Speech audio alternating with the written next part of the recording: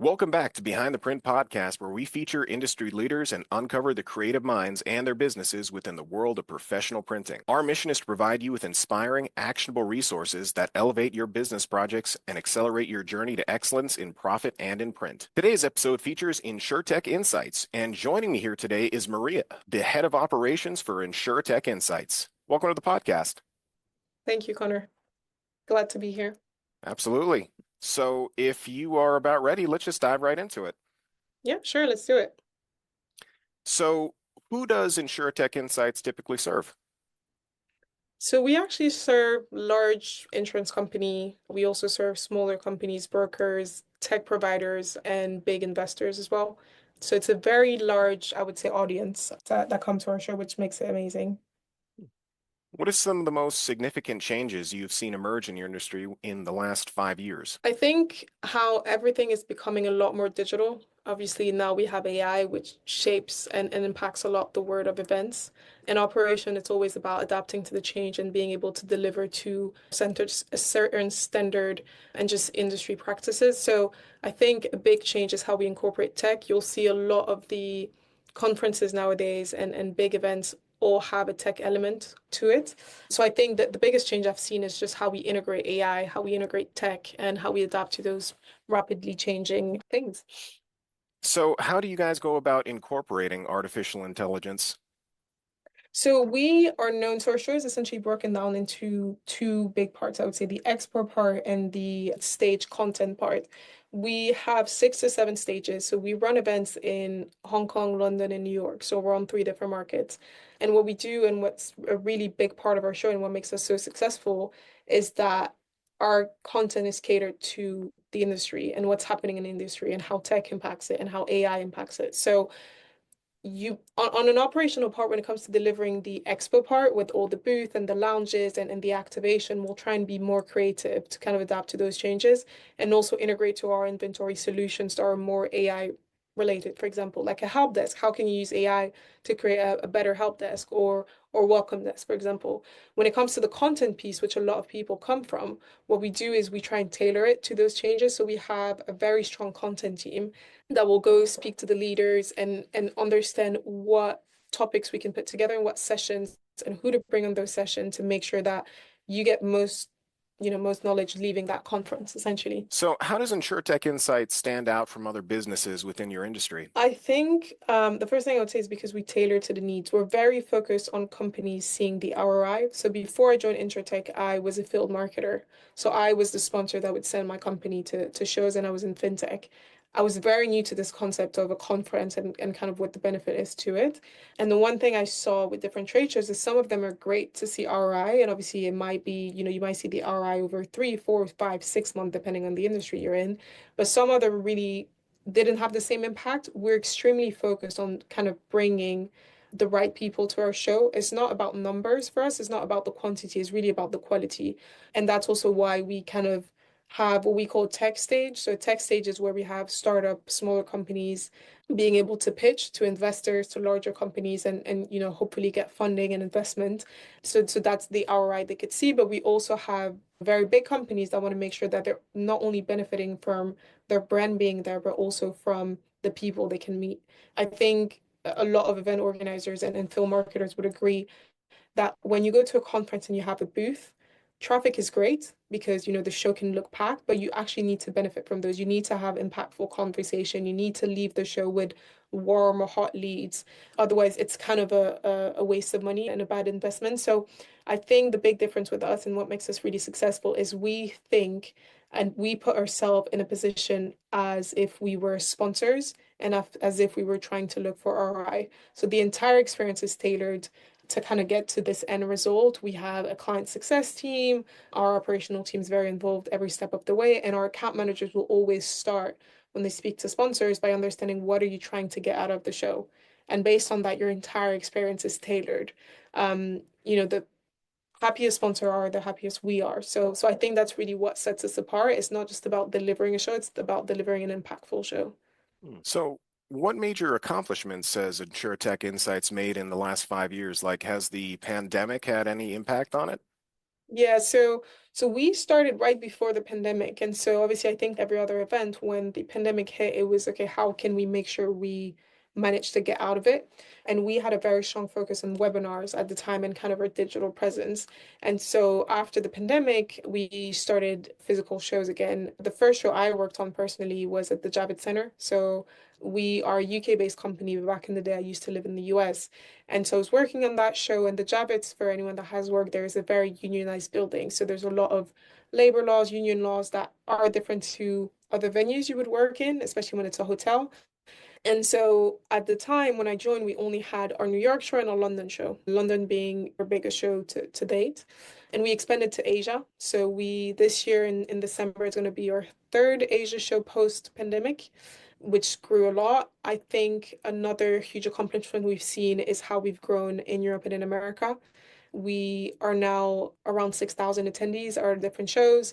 Asia slightly less, we're around 5,000, but we've seen a significant growth. And we always do a survey to get feedback post-show.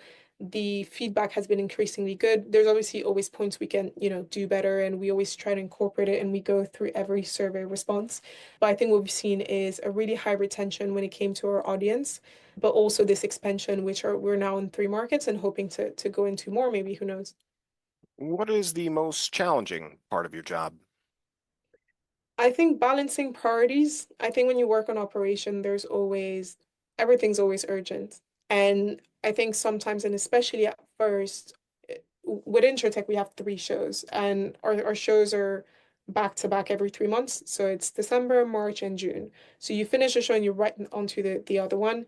And we usually have 100, 150 exhibitors per show. So you also need to make sure you can manage it, over 30 suppliers. So it is a lot to handle. So I think balancing priorities is the biggest challenge in operation, is making sure you can handle your finances and making sure you're on track with that, but also delivering to sponsors and ensuring a level of delivery, which is very important to us, while at the same time being able to do your day-to-day task. So I think that's something that over time you get better at, but that would be the biggest challenge I've seen in operations. So, this is kind of a different question. If you had a day to spend completely free, however you like, how would you spend it? Probably turn off my phone and turn off my computer, and probably spend a day either at the beach or at a pool or something like that. I think with events, I'm very passionate about events and running events, and I think it's extremely important when you work in operations. But I think when you're very passionate and you work in ops on top of that, the work-life balance is always a bit hard to keep, because as much as you want to plan an event, something will happen. As much you could be as organized as you want, something will happen. So you're kind of 24/7 available, I want to say. It's the thing with event organizer, but it's also a thing with suppliers. I can call one of my supplier on a Sunday. He knows that if I call it's because I need something. Doesn't mean he's going to reply, but I think there's this thing where you're constantly available and it merges your personal life and your professional life merge together.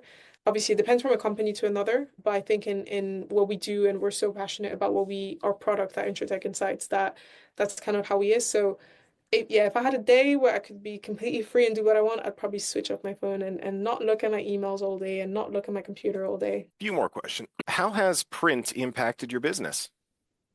So I think print is a very big part of, it's not even I think, print is a very big part of our business. Print, in my opinion, is an essential touch point to branding and to visibility, especially when you have a venue. So 2 of our shows are in hotels and one is in a convention center.